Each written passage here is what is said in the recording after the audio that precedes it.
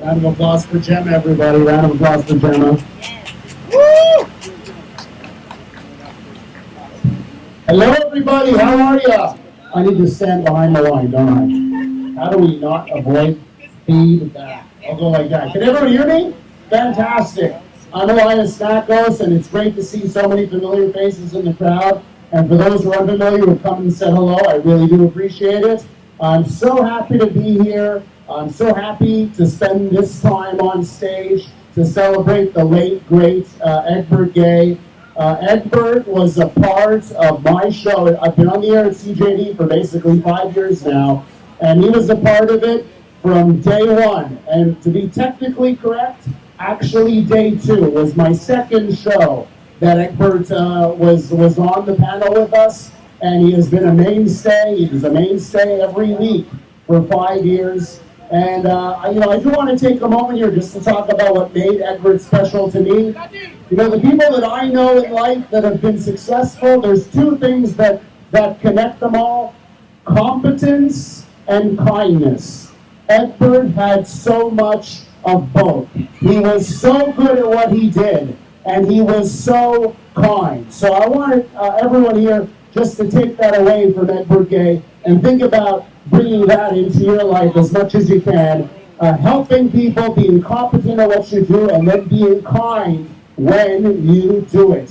That was Egbert Gaye, and that's why every week I was so happy to either hear him in my headset or see him in person. I know obviously the pandemic changed how much I could see him in real life, but it was great to have him on every week. I want to thank everyone at the Spice Island Cultural Festival for putting this together. The president, Byron. I know I may not be as big as I sound, but it's great to meet you, and Gemma and everyone else who's involved, and Dan has put this together. Now we have 3 people on stage along with me that Egbert thought very, very highly of, and we're going to spend the next little while talking about important issues that Egbert cared about and getting some thoughts from these 3 incredible people. Let me introduce them to you all. Everybody knows with us, retired RCMP Staff Sergeant, served 30 years in law enforcement, and he is now the Director of Racial Profiling and Public Safety for the Red Coalition. I'd like to give a round of applause for that. In the center spot, Akil Ali, we go way back. Akil and I worked a long, long time ago at City TV. I remember those days, Akil. Akil is a writer, a former CBC journalist as well, and manager of Play Miss Montreal's Gem Star Scholarship Fund. A round of applause for Akil. And you heard her beautiful poetry just a few moments ago. Rowan Higgins, of course, the award-winning poet, youth educator, inspirational speaker, and impact coach. Rowan, it's great to see you on this stage. And let's spend some time here now talking about the things that Egbert Gaye cared about, and we saw so often in the pages of Montreal Community Contact. The first thing we're going to do is we're going to have a discussion on systemic racism. And we know this is a thing that is ever present in our society. I'm actually going to play some audio here. Let's hear from Egbert. This is from an interview that you did with Egbert Gaye. And let's listen to a bit of wisdom from Egbert Gaye on systemic racism. Racism means something else to people who follow in that nationalist pathway. Systemic racism means something different. The ingrained racism that has permeated all institutions of society, that is what it is. And so you look for reflections of systemic racism in people in the workplace, how people are educated, how people are housed, and how people are dealt with in the healthcare system. That's where you see it. And you look across Quebec and you can see it clearly. We have a government that has a minister for the fight against racism, Christopher Speed. They have put together committees. They've come out with 25 recommendations. They say they're going down that list. Let's talk about the actions, Akil. What are your thoughts on the actions? I think above all, and I want to shout out Egbert here in particular because another part of that same clip that you just heard, in that same interview that Egbert did with me for my YouTube channel, actually, which is just another example of how devoted he was to the community. He was willing to take time out of his extremely busy schedule to give me a comment from our rinky-dink little YouTube channel. So in that same segment, I remember he talked about how important it is that the actions not merely involve things like, for example, hiring more people of color or black people in particular for certain government agencies, although that may be part of the solution. I remember he said you also have to make sure you change the institutional incentives that they face once they're in those jobs. In fact, I remember doing another interview several years ago, back in my City News days, when Elias and I were still colleagues. And the SPVM had just released a report on racism on the Montreal police force. And I remember I interviewed Egbert for that segment as well. And he said, you know, it's not enough just to hire more black police officers, because if they are brought into a system that is tainted by systemic racism, right? If they face incentives to police in a discriminatory manner, they're just going to respond in the same way to those incentives as police of any other backgrounds. And so those were the kinds of insights Egbert had to offer, and I agree wholeheartedly with that. Yeah! Thank you, Akil. Now, anyone that listens to my show knows that I always love to focus on I'm an optimist. I'm an optimist in life, and I believe that you have to be positive to actually enact change. I find too often we get sort of trapped in a spiral of negativity, and things don't change when we're too negative. So I want to actually look, because all of you, all of us, are fighting for a better world. And things, in my opinion, things are getting better because we keep fighting for it. Yes, I would agree that things are beginning to improve and continuing to improve. I want to echo Roman's sentiments, because obviously education is key, consciousness is key, and I think the fact that we're having these conversations as well as specific policy recommendations from the government is part of that improvement, part of that positive change, because that gives us opportunities to drill down into specific changes, policies that can be modified or introduced in order to change, like I said, the incentives that, for example, are faced by people in law enforcement, people in housing and the healthcare system. I believe by housing is one of the topics we're going to be tackling later on. So, you know, I do think that I don't know that we would have been having this conversation a quarter of a century ago. You know what I mean? Certainly not in this form. And I do think, particularly since, the murder of George Floyd 3 years ago and everything that's happened since then, I think a lot of folks who used to sort of breeze past the topic of systemic racism are starting to take it seriously, even if they might prefer not to in certain quarters. And I think that is not the beginning of the end, but the end of the beginning of that process. Let me bring it back to you guys. Are you guys going to keep looking, or do we need to look towards leaders? Do we need to look towards every single person here? If there hasn't been the improvement that we want, where do we look? Because maybe we've been looking too much at leaders, or we need to look somewhere else. What do you thought? I think every one of us has a role to play. I think each one of us has to figure out where basically do a serious self-inventory, figure out each of our own talents and how best those talents can be put to good use in the struggle to bring about the change that we seek, right? It's partly a question of division of labor, if you'll forgive my use of economics jargon. We all have different skill sets.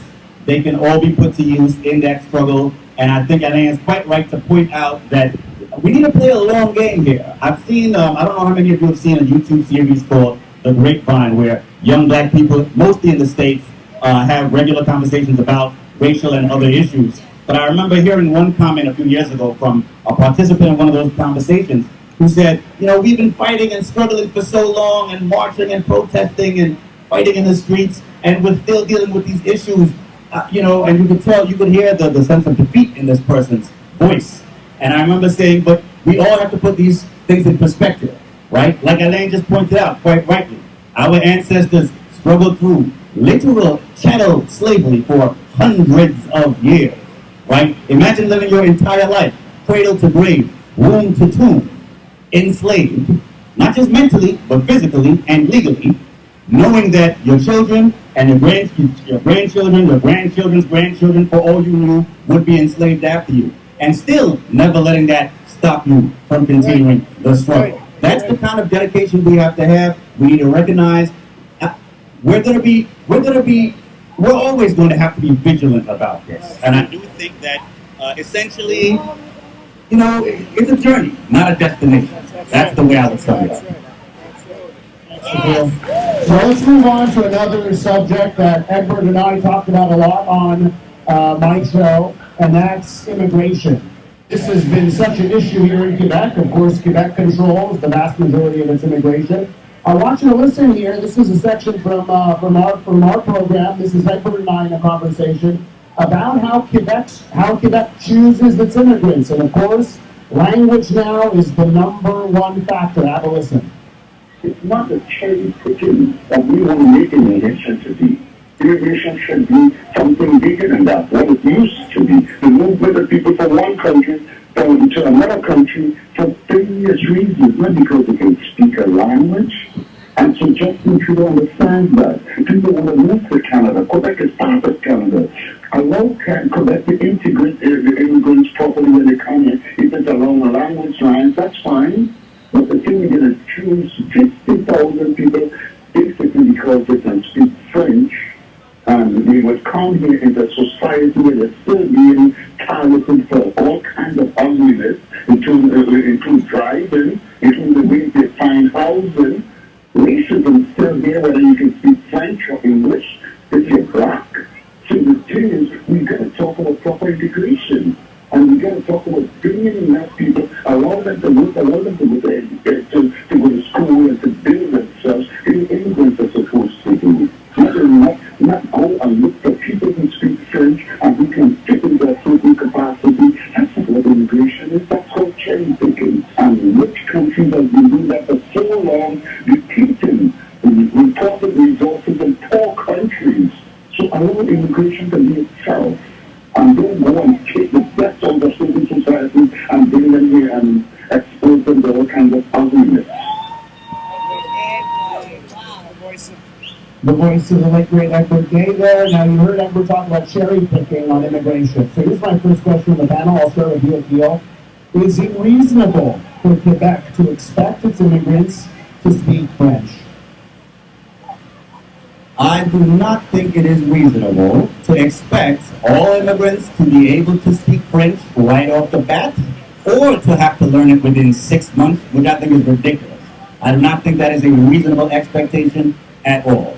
Do I think that it makes sense for Quebec to encourage immigrants who speak French already to come here? Absolutely. I'm all in favor of preserving and promoting Quebec's distinct French-speaking character. But do I think it makes sense to say we're either only going to take in immigrants who already speak French, or we're only going to take in those who speak French and those who, or those who are able to learn the language in a mere 6 months? It took me years, my whole childhood, to learn to speak French decently. And that was growing up here in Quebec in a majority French-speaking society. So I don't think that's a reasonable expectation at all, but I do think that rule is part of a wave of anti-immigrant sentiment that we've been seeing not only here in Quebec, but around the world in various countries, in various forms. And it's just another manifestation of the kinds of problems in society that we need to struggle against. And I think it's important to remember the value of immigration in general. I remember reading a study a few years ago that said if countries were to adopt open borders with no restrictions on immigration at all, the size of the global economy would, I think, at least double, if not more, overnight, virtually. Because there's a lot of value just when it comes to the economy of allowing people to move to the parts of the world where their skills are most needed. Quebec is suffering from a labor shortage, right? Why would you want to restrict immigration, especially with a declining birth rate, when, if anything, the province needs more newcomers, not fewer ones? Why would you want to make life more difficult for them? It's not in Quebec society's own interest to do that. So I think these Quebec politicians are shooting themselves and this province in the foot by adopting that kind of rule. Okay, so we're almost done here with the panel. I just want to spend one last minute here because we're doing this for Egbert Gaye and the late great Egbert Gaye and remembering him and what he did for this community, of course, with Montreal Community Contact. I'd love your thoughts from each of you just on the importance of supporting community, local news, and the initiatives like that. So let's just end off on local news, community contact, and the importance of keeping that going. Each of you about 30 seconds and a minute on this. I just wanted to say very quickly, I myself, and I'm sure you can say this of probably half the people, at least half the people in this crowd, we've all been written up in the community contact at one time or another, right? That's the kind of role that paper plays in our community, that Egbert played, and someone has to step into those shoes, those big, big shoes, and fill them. Whether it's one person, I don't know if any other one person can fill those shoes and do what Egbert did, so it's probably going to have to be multiple people. But like Rowan said, we need to be the ones to tell our stories and keep that going. I've seen too many black community institutions that I remember from my own childhood that are no longer around. We need to bring greater sustainability and durability to those institutions, and community news, local community news, is one of the main and most important such institutions. Thank you so much. Let's give a round of applause for Alain, Akil, and Rowan for joining us this morning on stage. I want to thank all. Listen, let's just have a party the rest of the day. Let's celebrate Egbert as well in that and enjoying this incredible day here at Gaye Park. So thank you all for coming out for this.